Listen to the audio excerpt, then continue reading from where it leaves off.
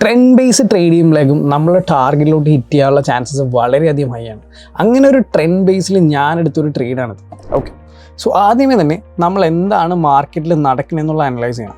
So ഞാൻ previous ഡേയിൽ നോക്കുമ്പോഴേക്കും previous ഡേയിൽ ഇവിടെ നല്ല രീതിയിൽ ആദ്യമേ ഹൈസൊക്കെ ആയിരുന്നു മാർക്കറ്റ് ബ്രേക്ക് ചെയ്തുകൊണ്ടിരുന്നത് വെച്ചാൽ. അപ്പോൾ ഒരു ഹയർ ലോ ആയിരുന്നു ഇവിടെ ക്രിയേറ്റ് ചെയ്തുകൊണ്ടിരുന്നത് വെച്ചാൽ. ക്ലീൻ ആയിട്ട് നമ്മൾ നോക്കിയാൽ ഇത് ക്ലിയർ കട്ടിൽ നമുക്ക് മനസ്സിലാക്കാൻ പറ്റും മാർക്കറ്റ് എന്താ കറക്റ്റായിട്ട് ഒരു അപ് ട്രെൻഡാണ് പോകുന്നത്. പക്ഷേ അതിന് ശേഷം പ്രൈസ് എന്ത് ചെയ്തു, ഇവിടെ നിന്ന് ആക്ച്വലി ഈ ഒരു ലോയൊക്കെ ബ്രേക്ക് ചെയ്ത് lower lows and lower highs create ചെയ്യാൻ തുടങ്ങി.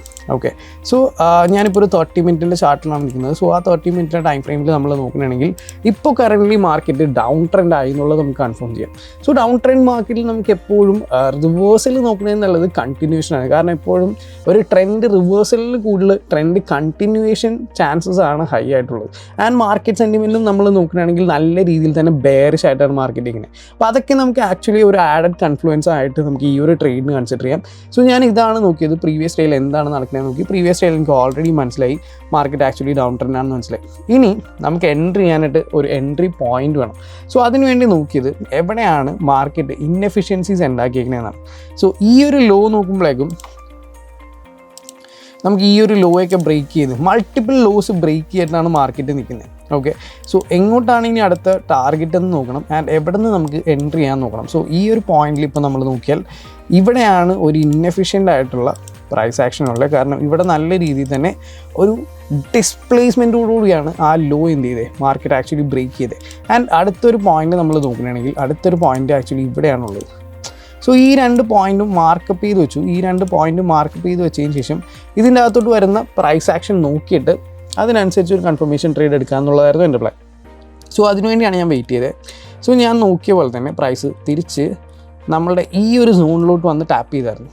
ഈ ഒരു സോണിലോട്ട് വന്ന് ടാപ്പ് ചെയ്യുന്നതും നല്ല രീതിയിൽ തന്നെ ഡിസ്പ്ലേസ്മെൻറ്റിലാണ് ടാപ്പ് ചെയ്യുന്നത്. സോ എപ്പോഴും നമ്മളൊരു സോണിൽ നിന്ന് എൻട്രി എടുക്കുമ്പോഴേക്കും, അതും ഒരു ഹൈ ടൈം ഫ്രെയിം സോണിൽ നിന്ന് നമ്മൾ ഡയറക്റ്റ് എൻട്രി എടുക്കുമ്പോഴേക്കും നിങ്ങൾ റിസ്ക് എൻട്രി എടുക്കുന്നതിന് പകരം കൺഫർമേഷൻ എൻട്രി എടുക്കുകയാണെങ്കിൽ നിങ്ങൾക്ക് കുറച്ചും കൂടി നിങ്ങളുടെ ലോസസ് മിനിമൈസ് ചെയ്യാൻ പറ്റും. സോ ഈ പോയിന്റിൽ ഞാൻ ആക്ച്വലി പോകുന്നത് 5 മിനിറ്റ് 3 മിനിറ്റാണ് ഞാൻ യൂഷ്വലി യൂസ് ചെയ്യണം.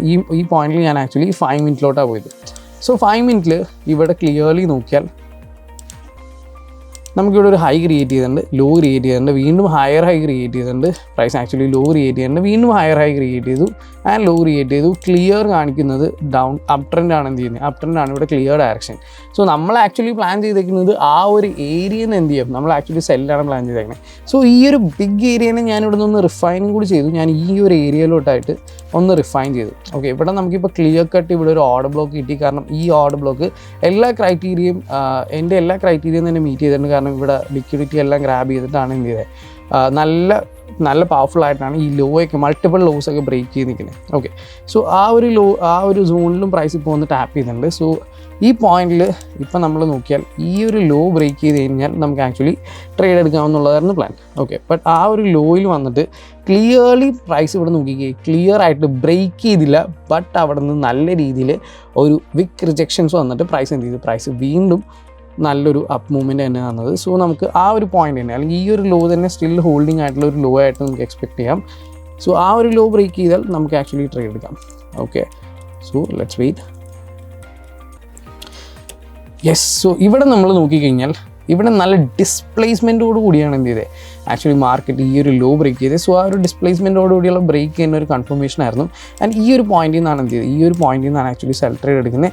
ആൻഡ് സ്റ്റോപ്പ് ലോസ് വെച്ചത് ഈ ഒരു ഹൈയുടെ മേളിലായിരുന്നു. And target initial target actually നമുക്ക് ഇവിടെ വെക്കാം. ഓൾറെഡി നമുക്കറിയാം ഈ മാർക്കറ്റ് ആക്ച്വലി ഒരു ഡൗൺ ട്രെൻഡ് മാർക്കറ്റാണ്. സോ നമുക്ക് ഈ ഒരു ടാർഗറ്റ് ഹിറ്റ് ചെയ്യാനുള്ള ചാൻസസ് കൂടുതലാണ്. ആൻഡ് നല്ലൊരു റിസ്റ്റ് റിവാർഡ് തന്നെയാണ് നമുക്കിവിടെ കിട്ടിയെങ്ങനെ. ആൻഡ് മാർക്കറ്റ് ഈസിലി തന്നെ നമ്മുടെ ടാർഗറ്റിലോട്ട് പോയി ഹിറ്റ് ചെയ്തു. Yes, that's how I took this trade.